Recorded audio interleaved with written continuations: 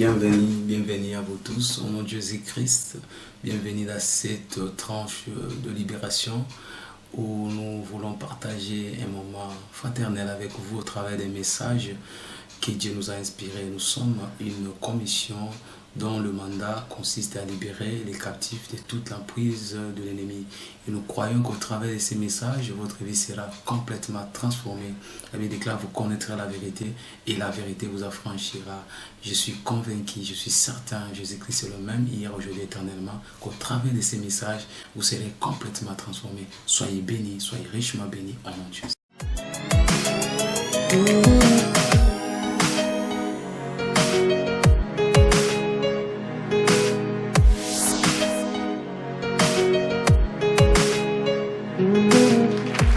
Alléluia. Nous allons élever nos voix, dire au Seigneur, envoie-moi une parole ce matin. Dans ta présence, enseigne-moi, ouvre mes yeux afin de voir le chemin. Élevons nos voix, bénissons le nom du Seigneur, demandons au Seigneur de nous envoyer une parole. La Bible dit, tu envoyas une parole éternelle et Dieu. Dans leur détresse, ils crièrent à toi et tu leur envoyas une parole. Seigneur, merci pour la parole que tu nous envoies ce matin. Merci pour ta parole, Seigneur, ce matin. Nous te rendons gloire et honneur. Nous lèvons nos mains pour t'adorer, exalter ton Saint-Nom. Nous te rendons gloire.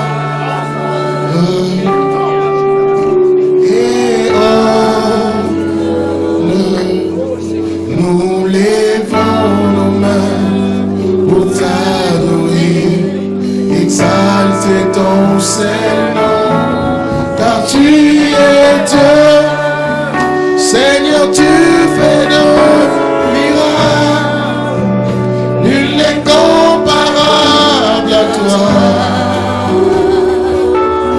Oh, nul n'est comparable à toi. Tu es grand, et notre sang si grand, il est comparable à toi, nul n'est comme toi, comparable à toi. Oh, ton pessi est gembo, peloku. Totombolima beaucoup misayo embona yawe topesi okembo pelokumu totombolima beaucoup misayo kembona yawe yosanzambe Osalaka dika mwa motota kokani na yo mokote lokola yo car tu es Dieu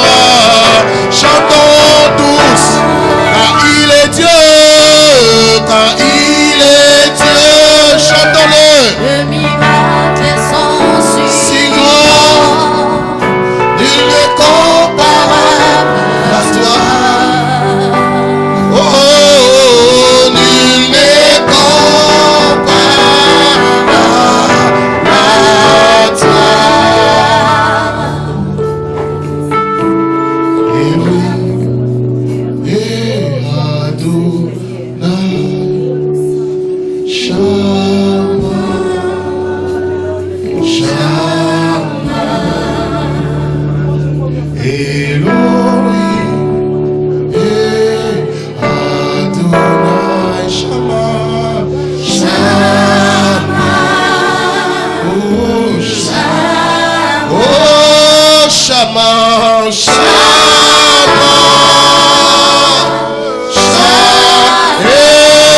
Shama, Shama, oh,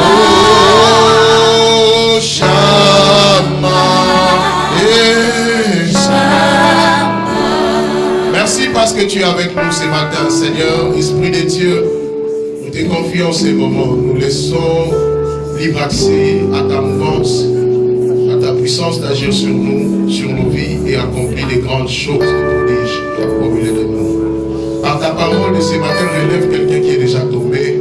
Par ta parole de ce matin, guéris un cœur brisé. Par ta parole de ce matin, réconfort encore celui qui en a besoin, Seigneur.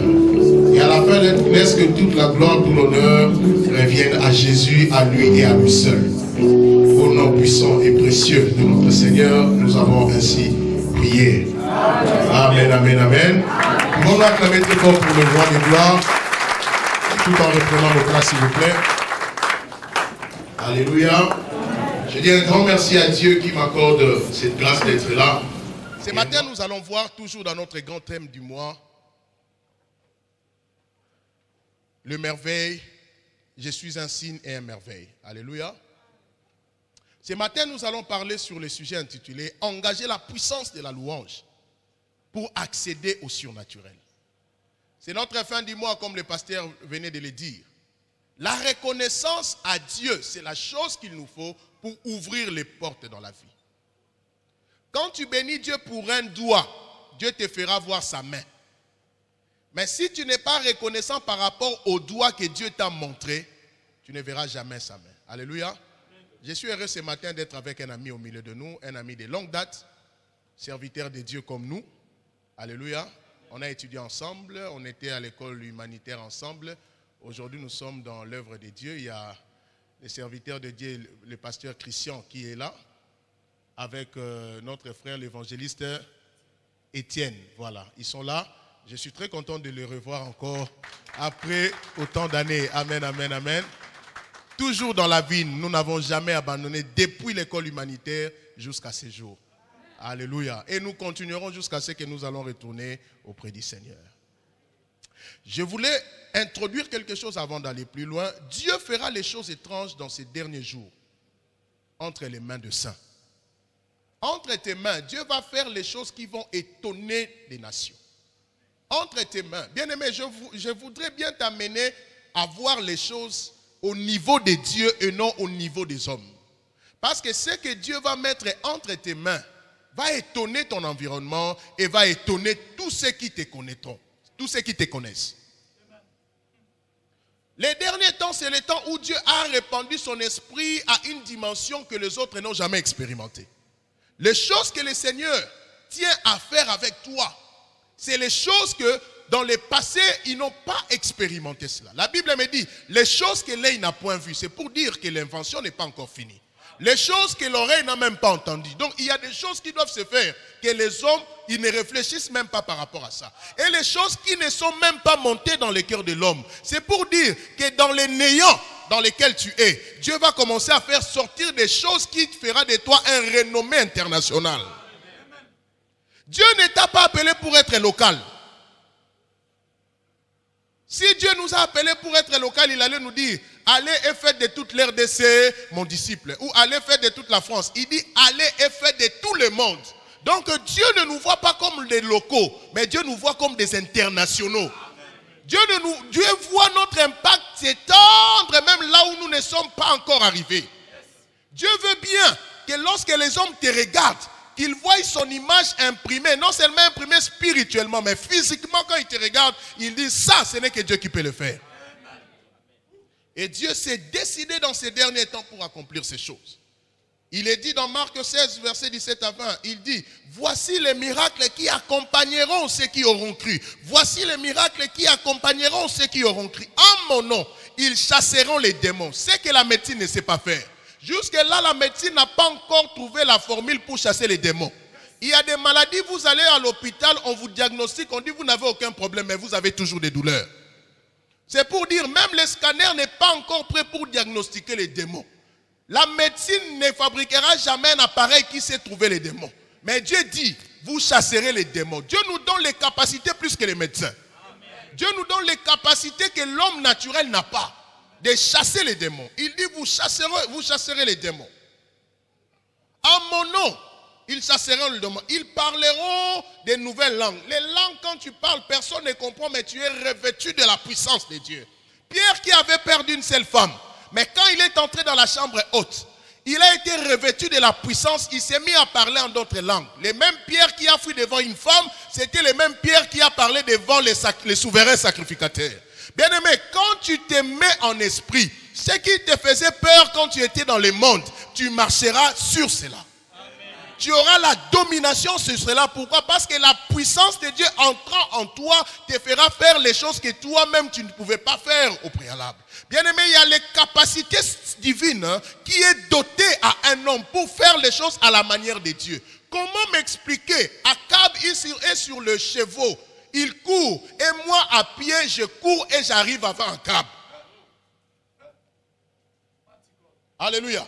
Comment cela scientifiquement c'est quelle est l'énergie qu'un homme peut avoir pour courir plus qu'un cheval? C'est pour dire les exploits que les autres ont mis 10 ans, 20 ans pour l'accomplir. Toi tu le feras en espace de 2 mois. Oh, je ne dis pas d'une année mais de 2 mois. Dieu est capable de te faire récupérer les années que les sauterelles ont volées. Il dit, ils saisiront des serpents. L'impossible. Qui d'entre nous peut avoir un serpent et les saisir à la main? Mais Dieu dit, ces choses-là seront possibles. C'est-à-dire, quand le mal viendra vers toi, tu n'auras plus peur du mal. On vient te tuer, mais eux-mêmes avant d'arriver, ils se sont mis à se tuer entre eux. Tout ce qui est jeté sur toi, ils te tendent des pièges, mais tu ne tombes pas. C'est les serpents que tu es en train de toucher entre tes mains. Vous boirez des breuvages mortels, mais vous ne mourrez point. C'est les choses que le Seigneur s'est décidé à faire. La Bible rajoute encore dans Acte 8, versets 6 à 7. Les foules tout entières étaient attentives à ce que disait Philippe lorsqu'elles l'apprirent et virent les miracles qu'il faisait. Dans ton entreprise, ils seront bloqués, mais quand toi tu viendras, tu donneras la solution à tout problème. Tu n'es pas le PDG d'entreprise, tu n'es pas le manager. Mais le manager dira, pour cette réunion, nous devons attendre Hélène de venir.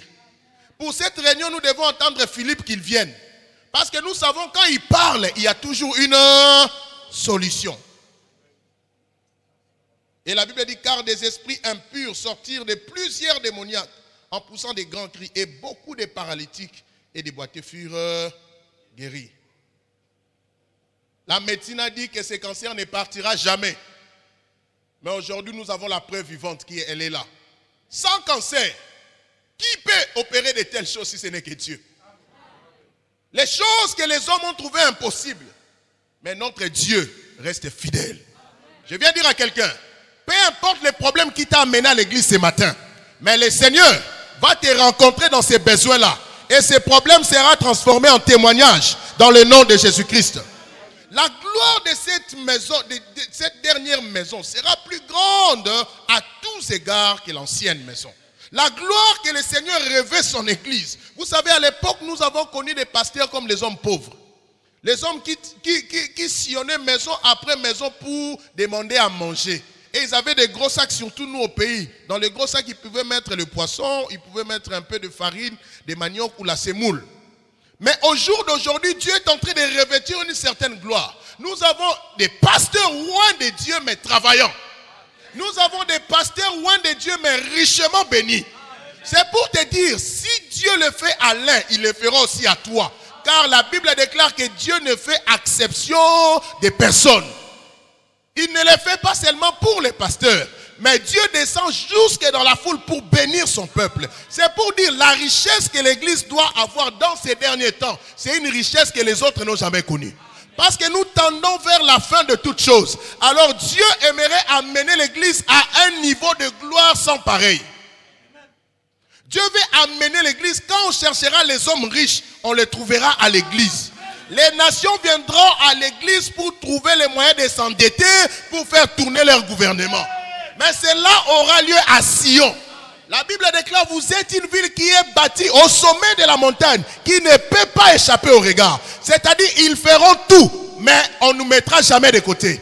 Ils feront tout, mais ils vont se référer à nous, parce qu'ils sauront que c'est chez nous qu'il y a la solution. Bien-aimé, je ne me plains pas de ton niveau que tu es aujourd'hui. Avant la fin de cette année, la grâce surabondante trouvera place dans ta vie. Avant la fin de cette année, les œuvres étranges, nous parlons des œuvres pas normales. Nous parlons des œuvres. Quand on dit étrange, c'est-à-dire ce qui étonne. Quand on dit étrange, c'est ce qui ne se voit pas. Quand on dit étrange, c'est ce que par ta force humaine, tu n'es pas à même de les avoir. Les choses que Dieu fera. Tu travailles, tu gagnes 1000 euros. Mais Dieu va commencer à te faire vivre comme quelqu'un qui gagne 20 000 euros. Les avantages que Dieu lui-même amène. Tu ne comprends pas, mais avec 1000 euros, comment j'achète tout ça?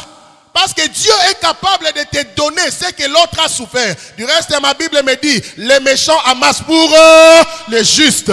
Toi, tu seras assis. La Bible dit, pendant leur sommeil, l'Éternel leur donne. Toi, tu dors le matin, tu te réveilles, tu étais locataire. Le matin, tu te réveilles bailleur. Tu dormais comme un malade. Le matin, tu te réveilles en bonne santé. Je déclare cela cette année. La grâce surabondante trouvera expression dans ta vie. Oh, je disais les œuvres étranges, les œuvres que les hommes n'ont pas vues. Je dis par l'Esprit de Dieu, très bientôt nous allons quitter Pantin pour un endroit glorieux. Parce que cette église sera tellement remplie que nous manquerons d'endroits pour mettre les gens. La gloire de la deuxième maison. Si tu meurs pauvre dans notre génération, c'est que tu n'as pas marché dans l'intégrité avec Dieu. Dieu n'est pas un menteur. Si tu ne réussis pas, c'est de ta faute. Parce que tu ne presses pas comme il faut presser. Parce que tu t'impliques pas comme tu dois t'impliquer. La gloire de Dieu se reflète déjà. La gloire de Dieu est déjà dans la foule. Je vous dirais même la gloire de Dieu est dans la rue. La gloire de Dieu est partout. Voilà pourquoi les prédications nous sont disponibles par tous les moyens, sur internet, par nos téléphones, partout. Cela montre comment la gloire de Dieu a déjà sorti les 4 coins du mur de l'église pour atteindre la rue. Si Dieu le fait à la rue, c'est pour dire ceux qui sont à la maison, ils ont droit à plus que ceux que ceux de la rue ont. Un papa ne peut pas faire étudier l'enfant du voisin tant que son fils n'est pas allé dans une bonne université. C'est pour dire, toi de la maison, tu es d'abord bénéficiaire. Parce que la grâce surabondante, attention, ça touchera même les juifs qui vont tout autour d'ici. Hein. Vous savez, quand tu marches avec Dieu, ton environnement est affecté par ta gloire. Voilà pourquoi il dit, dans Exode 23, versets 25 à 26, vous servirez l'Éternel votre Dieu. Il bénira votre pain ainsi que vos os. Il éloignera la maladie du milieu de toi. Il ne parle pas en toi, mais du milieu. C'est-à-dire, toi, tu es guéri. Enfants ont la bonne santé. Ton environnement, par l'esprit qui est en toi, tu les affectes et aussi jouissent de la bonne santé. Praise the living God.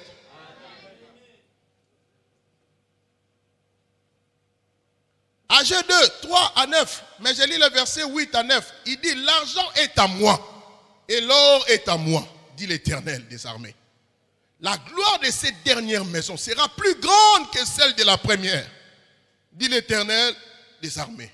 Et c'est dans ces lieux que je donnerai la paix, dit l'Éternel des armées. En ces lieux, je déclare tout celui qui est combattu dans sa vie, tout celui qui a des défis qu'il ne trouve pas des issues. Maintenant, j'implique et j'imprime la paix de Dieu en toi dans le nom de Jésus.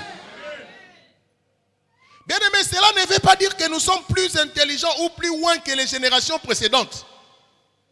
Mais nous sommes tout simplement nés à la bonne saison. Nous ne sommes pas plus que ceux qui sont passés devant nous, non. Mais nous sommes seulement nés dans la bonne saison. Vous constaterez ensemble avec moi qu'au jour d'aujourd'hui, l'Afrique est en train de prendre une autre allure. Vous constaterez ensemble avec moi qu'au jour d'aujourd'hui, beaucoup de jeunes qui travaillent en Afrique viennent fréquenter l'Europe et y retournent. Il y a un transfert sur le plan technologique qui est en train d'être fait. On vous envoie pour des renforcements des capacités. Moi-même, je suis l'un de ceux-là. On vous envoie pour être équipé et retourner pour amener ses capacités. C'est pour dire, un bon jour, les Blancs quitteront l'Europe pour venir apprendre en Afrique. Dieu, aujourd'hui, a transféré les bâtons en Afrique. C'est en Afrique où nous retrouvons des hommes de Dieu avec les capacités spirituelles élevées. À l'époque, on a connu des Américains qui venaient en Afrique pour apporter l'évangile. Mais au jour d'aujourd'hui, c'est l'Afrique qui va vers les nations développées pour apporter l'évangile. L'Europe, autrement, qui a vécu le réveil, au jour d'aujourd'hui, il est entré dans l'apostasie. Mais c'est en Afrique où il y a encore des valeurs de la société. Et Dieu est en train d'équiper une classe des hommes de Dieu qui n'ont pas trahi la race de Dieu, afin d'aller partout dans le monde. Et je vais te dire, toi aussi tu seras l'un d'eux. L'une des choses que Dieu fera, c'est de rendre fécond son peuple à tous égards. Parvenir à ses fins, Dieu s'est décidé de te rendre fécond à tous égards. Lorsque nous parlons de la fécondité, nous ne voyons pas pondre les enfants. Parce qu'il y a de ceux-là qui n'accouchent pas mais qui pondent. Dieu dit soyez féconds, multipliez, oui. N'oubliez pas qu'il dit soyez féconds et multipliez. C'est-à-dire la fécondité n'est pas fonction seulement d'avoir les enfants. Il y a de ceux-là qui travaillent mais qui ne bénéficient pas de leur travail. Ils sont stériles dans leur travail. Comment quelqu'un peut travailler comme un éléphant mais il est rémunéré comme une fourmi? Vous regardez l'effort qu'il fournit dans son travail et son salaire, cela n'équilibre pas. Cela ne correspond pas. Il n'y a pas de rapport entre les deux. Une telle personne n'est pas féconde. Praise the living God. Mais dans ces derniers temps, Dieu veut rendre son peuple plus que fécond pour accomplir la prophétie qu'il a donnée à Abraham. Je te rendrai fécond. Dans Genèse 17, il dit, je te rendrai fécond à l'infini. À l'infini. C'est-à-dire, Dieu te donnera les choses. Même quand tu te fatigues, mais Dieu continue à te donner. Avant de comprendre, tu deviens une source de bénédiction pour les autres. En dépit de cela, Dieu te rendra fécond pour attoucher entre tes propres mains les enfants et les fruits de tes entrailles. Dans notre époque, il est interdit à une femme d'être stérile. Même à un homme. Parce que souvent, nous, Africains, nous courons plus pour les femmes, mais alors que nous-mêmes, nous avons des problèmes. Et surtout sur cette montagne de cette église, de l'armée des vainqueurs, on dit vainqueur. Dieu ne permettra pas que la stérilité soit le partage d'un membre de cette église. Pour ceux qui ne sont pas encore mariés, réjouis-toi parce que tu te marieras bien. Tu auras les enfants bien. La fécondité, c'est l'un des éléments que Dieu a répandu à l'église actuellement. Dieu a rendu son peuple financièrement fécond, matériellement fécond, spirituellement fécond à tous égards. Voilà pourquoi Jean pouvait dire dans Jean 3 verset 2, bien-aimé, je souhaite que tu sois prospère à tous égards et sois en bonne santé comme prospère l'état de ton âme. Je souhaite que tu sois fécond à tous égards. On voit dans ton couple, on sent que ce couple est fécond. La fécondité s'exprime souvent par la paix et par la joie. On vous regarde, financièrement, vous n'avez pas de problème. Vous savez que tu peux vivre sans avoir les problèmes financiers.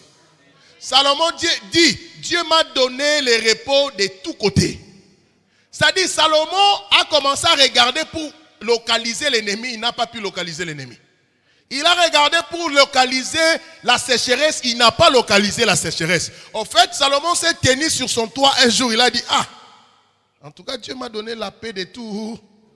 Je vois quelqu'un se tenir aux Champs-Élysées dans son appartement qu'il va acheter, pas louer. Il dira, Dieu m'a donné la paix, le repos de... Tu regarderas tes enfants, ils vont bien étudier, ils vont bien travailler, ils vont bien se marier. Tu diras, ah, Dieu m'a donné le repos. Tu regarderas ta femme, elle a 60 ans, mais elle rayonne comme une fille de 13 ans. Tu diras, ah, Dieu m'a donné le repos de... Tu as 70 ans, mais tu es encore plus fort qu'un jeune homme de 30 ans. Tu diras à ta femme, ah, Dieu m'a donné le repos de... C'est ça la fécondité. Tout marche bien. Tu évolues bien. La fécondité, c'est quand tu veux manger quelque chose, tu en manges. Quand tu veux t'habiller avec une marque, tu le fais. Ce n'est pas les choses qui te tuent de l'intérieur, mais tu es incapable de les avoir. Ce n'est pas ça la volonté de Dieu. Dieu veut, quand tu veux changer de véhicule, tu dis, ok, je pars chérie, je pars changer de véhicule. Tranquillement, aisément. Ce n'est pas tu commences à réfléchir, je dois faire 5 cailloux pour acheter une petite Punto. Alléluia. Mais les repos de... Je viens dire à quelqu'un, cela est possible. Tu n'as pas besoin d'aller au franc-maçon pour avoir toutes ces choses-là. Tu n'as pas besoin de voir les maïkariens pour avoir toutes ces choses-là. Ma Bible me dit, seule la bénédiction de l'Éternel enrichit et ne se fait suivre d'aucun chagrin. Je ne t'encourage pas d'aller voir les francs-maçons. Tu vas les voir, tes enfants seront des détraqués mentaux. Il y a des gens qui vous gagnent 20 000 euros. Ils dépensent 18 585 euros dans des hôpitaux chaque jour. Mais toi, tu gagnes 1 000 euros. Tes enfants sont joviales. Ta famille est dans la paix. Et tout marche bien. Je dis sur toi, tout marchera toujours bien dans le nom de Jésus. Dieu souhaite cela. Si Dieu fait un souhait, il souhaite que tu prospères à tous égards. C'est-à-dire que Dieu a déjà fait la provision adéquate pour que toi tu puisses prospérer ou être fécond à tous égards. La Bible dit, il n'y aura ni femme stérile, ni femme qui avorte dans ton pays. Pourquoi? Parce que Dieu a fait la provision qu'il faut dans sa parole pour que ces choses-là ne puissent pas atteindre ses bien-aimés. Il dit, stérile, réjouis-toi. Comment une stérile peut-elle se réjouir? Mais Dieu dit non, réjouis-toi parce que j'ai la provision que j'ai déjà faite pour toi.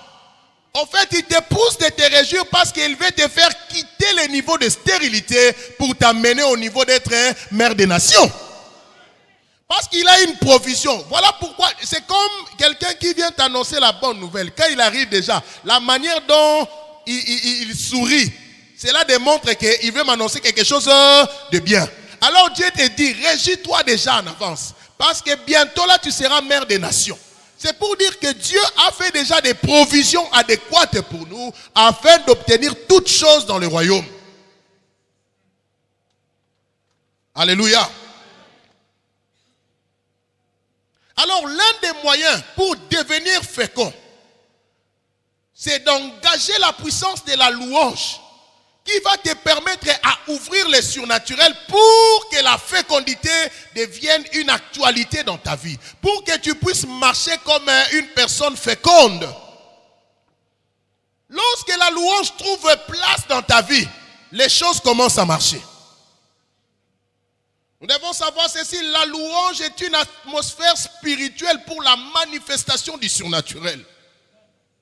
La louange, quand quelqu'un loue Dieu, il est en train de créer une atmosphère spirituelle qui va permettre à ce que le surnaturel puisse s'ouvrir.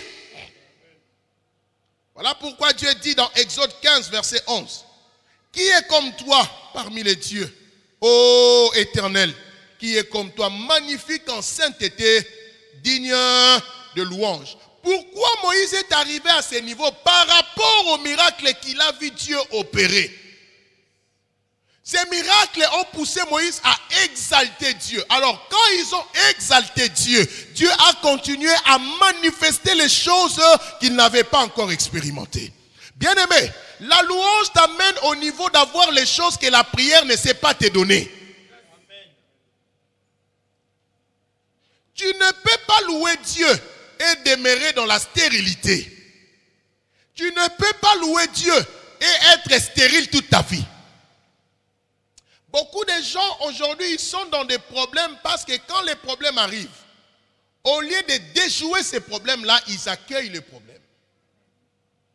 Quand tu te mets à réfléchir pour trouver la solution, tu interdis à Dieu de se manifester dans ta vie.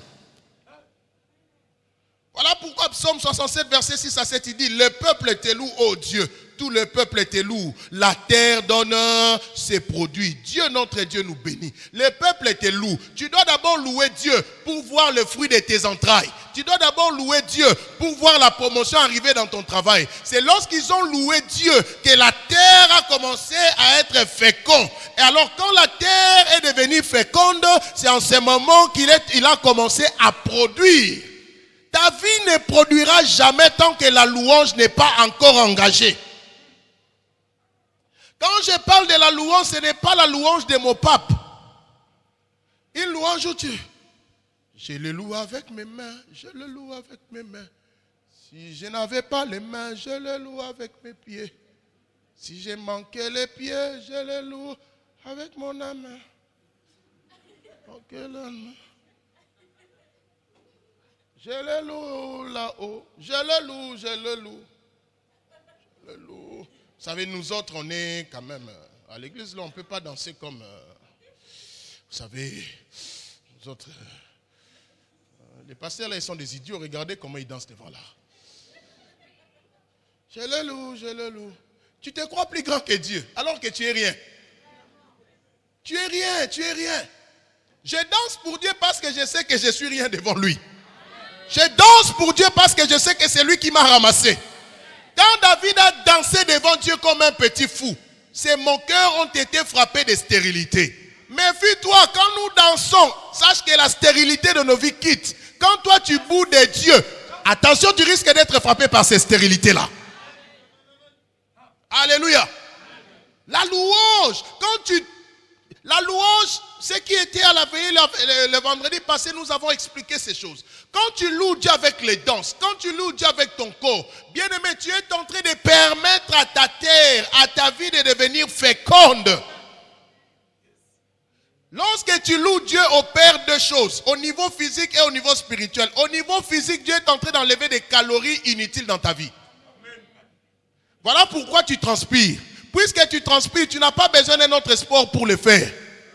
La louange est un sport approprié pour tous ceux qui veulent enlever les calories et les mauvaises maladies dans leur corps.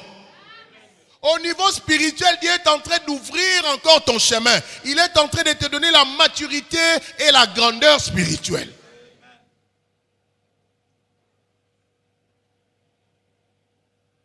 Alléluia.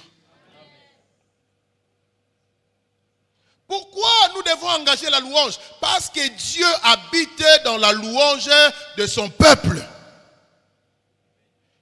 Quand tu pries, Dieu envoie son ange. Mais s'agissant de la louange, Dieu n'envoie pas un ange. C'est lui-même qui s'engage à descendre dans tes affaires. Quand tu pries, l'ange prend la requête, il monte, Dieu regarde. Il demande quoi en voiture? Pas maintenant. Mais quand tu loues Dieu dans son conseil, avec Jésus, il dit, ah, on m'appelle là-bas. Oh, mais papa, nous devons finir ces dossiers. Il dit non, je n'ai pas le temps. Je n'ai pas le temps parce qu'ils m'ont provoqué là-bas. Je dois descendre. Pourquoi? Parce que j'habite. C'est la chose que j'aime manger. C'est ce qu'on m'a préparé sur la terre. Donc je dois descendre pour asseoir. Quand tu loues Dieu, Dieu laisse tous les dossiers urgents. Il fait de ta vie une urgence.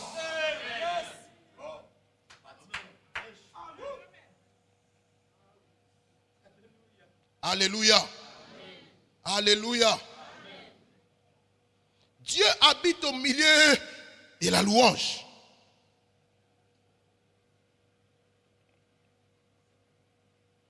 Quand nous ne savons pas quoi faire d'autre devant une situation, quand tu es bloqué devant une situation de la vie, quand tu pries et que tu ne vois pas d'issue, la seule chose à faire, il y a encore une autre chose à faire, c'est de se mettre à louer Dieu. Quand tu ne sais plus quoi faire, la louange est la chose à faire. Quand tu ne sais plus quoi engager, la louange c'est la chose à engager. Quand tu engages la louange, la solution vient rapidement. Lorsque nous lisons dans 2 Chroniques, au chapitre 20, 2 Chroniques 20, au verset 12e, la Bible déclare ceci. Oh notre Dieu, n'exerceras-tu pas tes jugements sur eux contre nos ennemis? Les rois pleurent devant Dieu, car nous sommes sans force devant cette multitude nombreuse qui s'avance contre nous. Et nous ne savons que faire. Mais nos yeux sont sur toi. Mais nos yeux sont sur toi. Nous ne savons plus quoi faire. Seigneur, depuis que j'ai laissé mes enfants en Afrique, le dossier est en train de traîner pour qu'on leur donne le visa pour le regroupement familial. Seigneur, j'en ai marre. Mais mes yeux sont sur toi. Ils ont tourné leurs yeux vers Dieu. Mais Dieu n'a pas intervenu directement. Quand est-ce que Dieu a intervenu? Verset 22. La Bible dit, au moment où l'on commençait les chants et les louanges, l'Éternel plaça une embuscade contre les fils d'Ammon et de Moab, et ceux de la montagne de Syr qui étaient venus contre Juda. Et ils furent battus. Les fils d'Ammon, Dieu a créé une confusion. Les fils d'Ammon et de Moab se jetèrent sur les habitants de la montagne de Syr pour les dévouer par interdit et les exterminer. Et quand ils en eurent fini avec les habitants de Syr, ils s'aidèrent les uns les autres à se détruire. Les ennemis se sont eux-mêmes aidés à se détruire. Lui, mon ennemi et moi, on était des amis. Mais quand la louange a commencé à monter là-bas, je regarde, mon ami est devenu mon ennemi. Entre nous, on a commencé à se tuer. Qui nous a envoyé à se tuer? Personne. Mais parce que Dieu est descendu dans la louange, Dieu a pris contrôle de ces combats. Il a permis à mes ennemis, qui étaient amis, de venir entre eux les ennemis. Vous savez que la louange nous place dans les repos et Dieu prend les devants de nos combats. Et quand Dieu prend les devants de ton combat, qui entrera pour interdire Dieu? Ils ont dit, Dieu, nous avons nos yeux fixés sur toi, rien ne se passe. Mais seulement quand ils se mirent à louer. Voilà pourquoi ce matin, quand tu vas louer Dieu, tous tes ennemis, entre eux, ils vont se tuer dans le nom de Jésus. Ceux qui ont le temps de t'envoyer des missiles, même venant de l'Afrique, aujourd'hui, alors que tu vas louer Dieu, Dieu va créer l'embuscade dans leur camp. Ils vont se mettre eux-mêmes à s'entretuer.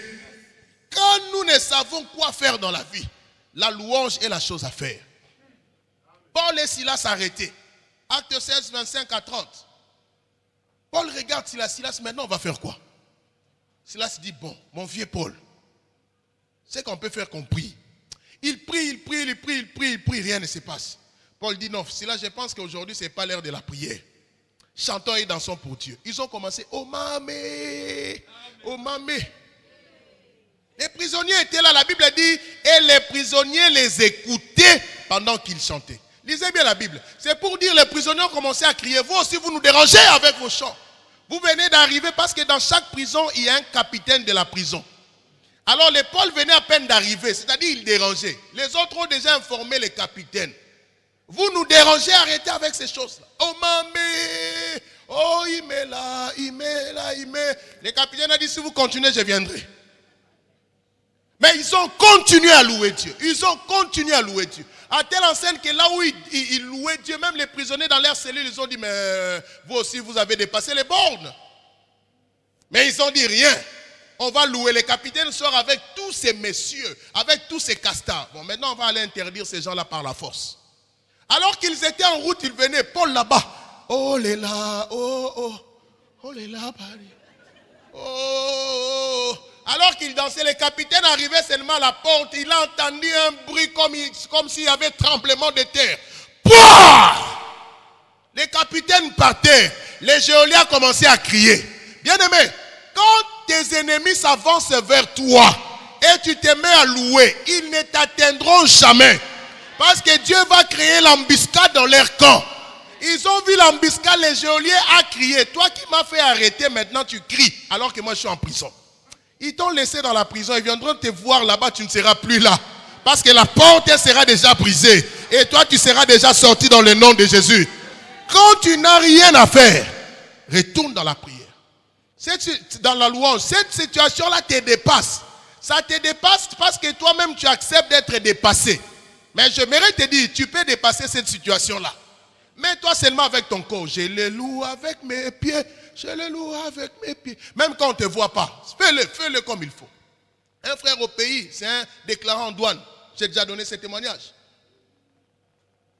3 mois sans coopération.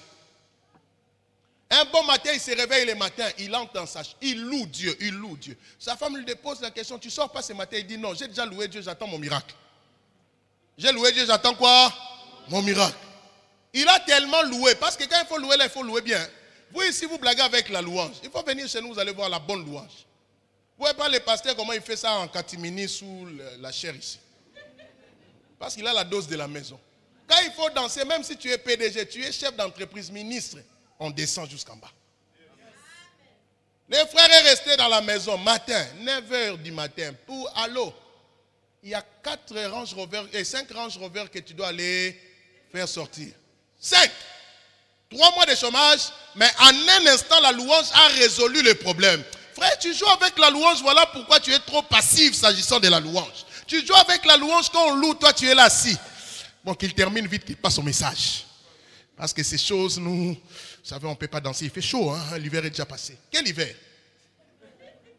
Alléluia. Tu te mets à louer bien. Tu verras que des problèmes, Dieu va prendre soin de cela. La louange est le canal par lequel nous transférons les combats à Dieu. Amen. Tu prends ton combat, tu les transfères à Dieu. Dans 2 Chroniques, toujours chapitre 20, verset 17, la Bible déclare ceci. La Bible déclare, vous n'aurez point à combattre en cette affaire. Présentez-vous, tenez-vous là, et vous verrez la délivrance que l'Éternel vous accordera. Vous n'avez pas à combattre dans cette affaire. Quand tu loues Dieu, tu transfères ton combat à Dieu. Le médecin te dit qu'il te reste 3 mois pour mourir. Dis au médecin, merci. Mais tu sors, tu dis, je transfère cette maladie à Dieu. Comment le faire? Louange. On te dit, il ne faut pas faire trop de mouvements. Fais-le. Rien ne t'arrivera. Notre frère a témoigné le matin avec les béquilles. Il sentait comme si rien n'allait. Il a pris là, laissé les béquilles. Mais aujourd'hui, il marche normalement. Bien aimé, quand tu engages Dieu, le verdict des médecins n'a rien à voir avec toi.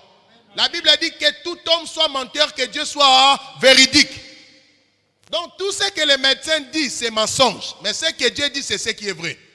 Je vais te poser, quand le médecin te reçoit, il dit que tu as telle maladie. Il est fait où?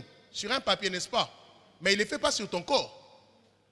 Est-ce qu'il a déjà écrit sur ton corps que tu as diabète, sida? Il a déjà écrit sur ton corps. Il a écrit sur ton papier, sur un papier, n'est-ce pas? Prends ces papiers, brûle seulement ces papiers, c'est fini, la maladie n'est plus là. Mais c'est parce que toi tu gardes ces résultats-là, voilà pourquoi tu as la maladie. Quand tu les regardes, ils te rappellent quoi? C'est que le médecin t'a dit. Mais quand tu prends ça, tu brûles. Tu penses que Dieu a dit. Il a dit quoi? Qu'aucun habitant de Jérusalem ne dise qu'il est malade. Comme toi, tu es un habitant de Jérusalem, danse pour Dieu. Quand tu danses pour Dieu, tu fais valoir ta foi en Dieu. Tu es en train de démontrer à Dieu que je crois que tu peux faire ça. Mais toi, les médecins te font... Mon héritage, mon argent, je vais laisser à qui? Tu ne mourras pas avant 120 ans. Ce n'est pas ton partage. Alléluia. Il y a des gens, quand ils étaient païens, ils dansaient en tel... Même personne ne pouvait les contrôler. Quand ils sont devenus chrétiens, maintenant ils sont devenus des mots-papes.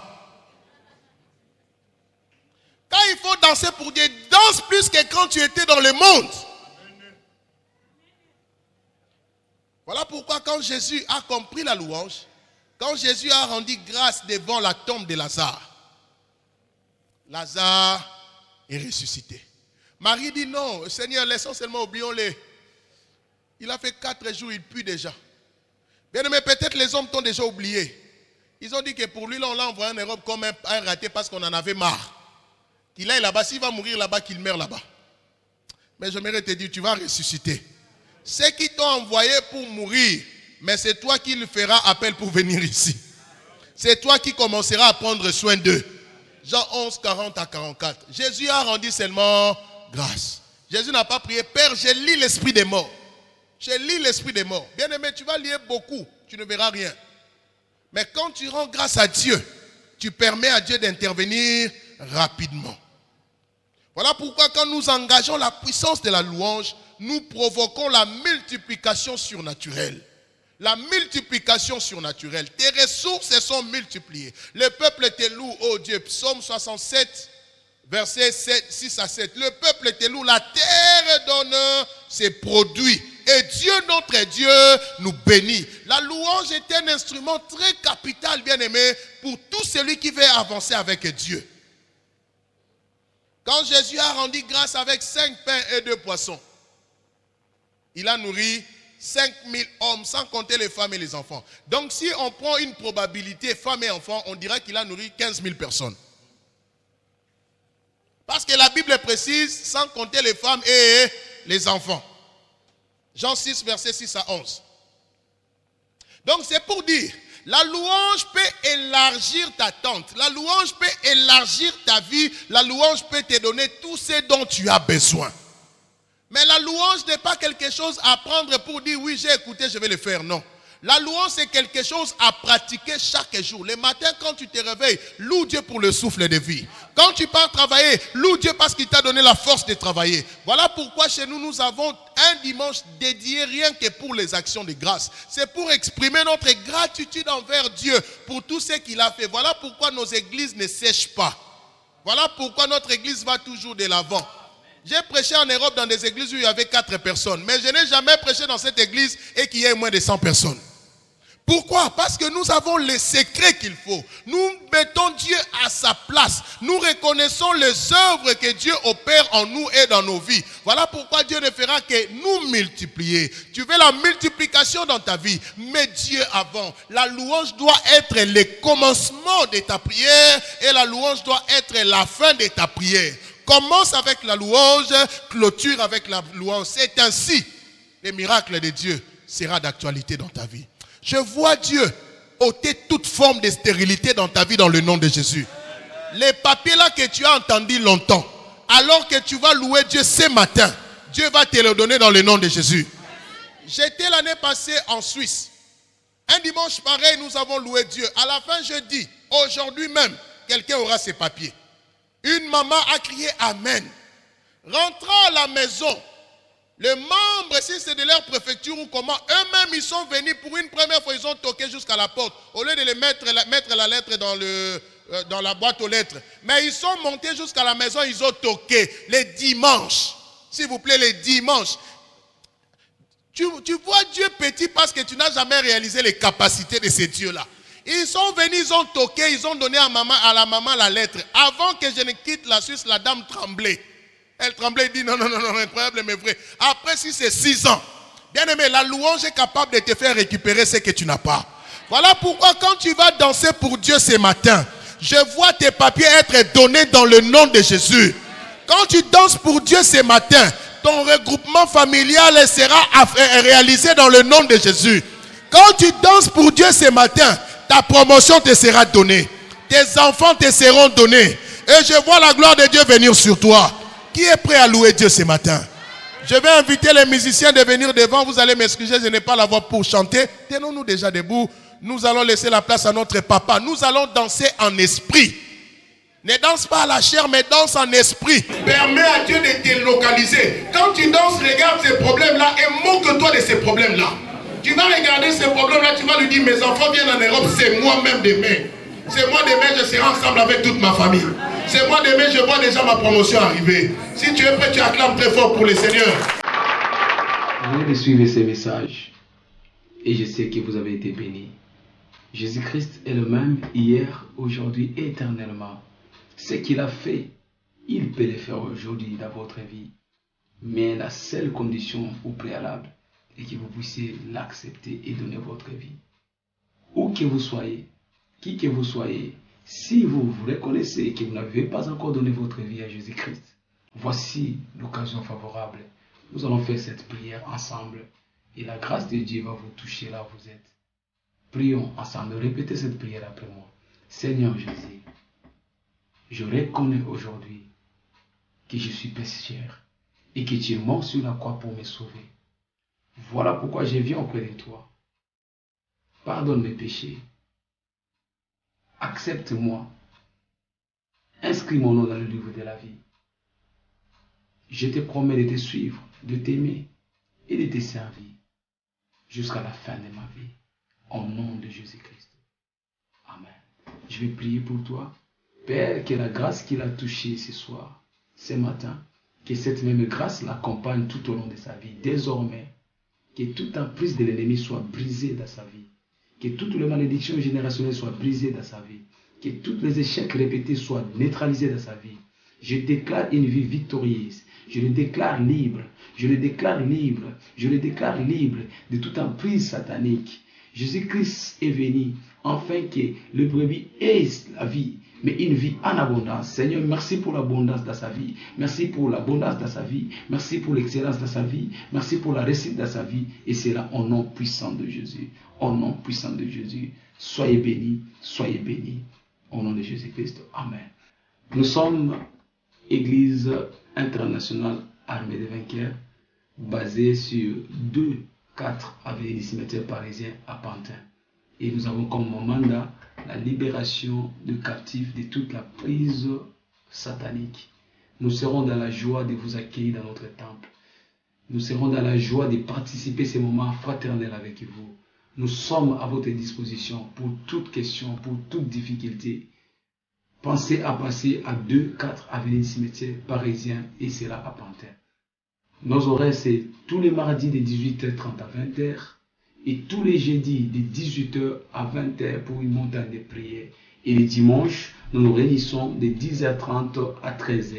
Et je sais que vous allez passer des moments agréables dans le Seigneur avec nos frères. Soyez bénis, au nom puissant de Jésus-Christ. Amen.